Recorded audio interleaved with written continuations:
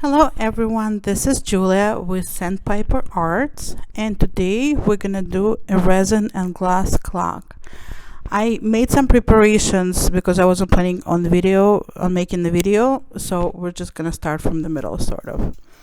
So I had this wooden clock which was all disheveled and stuff. So what I did with it is I painted it the soft purple with a color shift paint. I molded a clock face. I bought the mold in AliExpress a while ago and I didn't know how to use it because it's relatively thin to be on its own. So I usually just mold it and then attach it to something. So that's what I did here. So this is a wooden round from previous clock. In the middle I attached the molded clock face, and then on the sides those glass domes are the vase fillers. I basically found somehow in my car, and I'm not really sure where they came from, which was my car is sometimes happens, things just appear. But I attached them with a hot glue, and what I'm doing now is putting a little resin. This is a clear resin, so I'm putting it in the middle just to make sure that it's really attached. So this is clear, and I'm putting some on top and smoothing it out a bit so it's in the between all those little cracks there.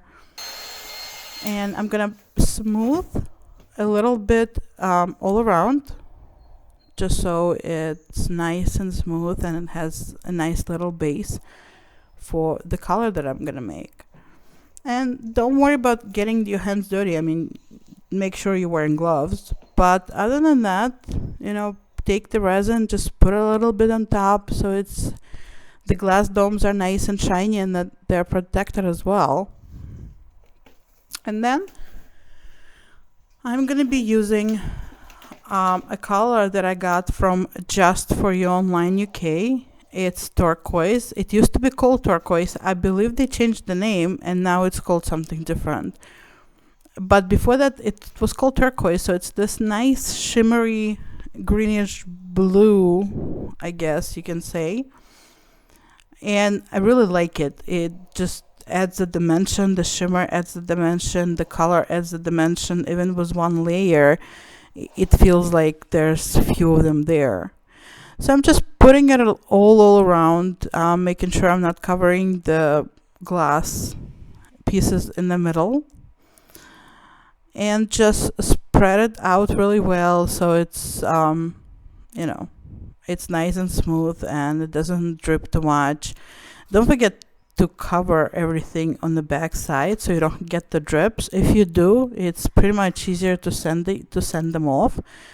Nothing too difficult, but you need a sander or your hand is going to be very, very tired sanding it by hand.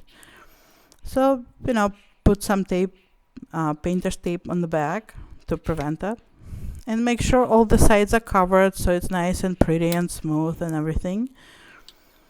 And I mean, this is a short project. This is pretty much it. You can make your clock in any way you want. This one was sort of repurposed in a way, and I like repurposing stuff.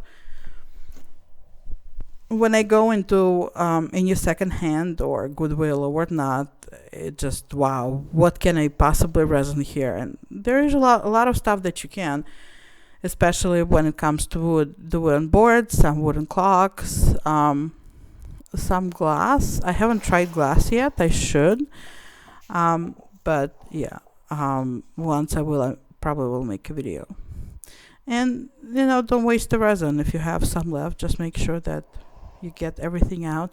I usually have such a trouble making exactly the resin I need, so I have all those little molds all around on my table where I can just take them and put extra resin in it and make something out of it. And that's pretty much it. Just let it rest, let it cure, and after that put a clock mechanism, which you can buy in Michael's or also on AliExpress or Amazon, and you got yourself a very nice clock. And yeah, we had the 5 minutes of sun, so that's the picture. Thank you for watching.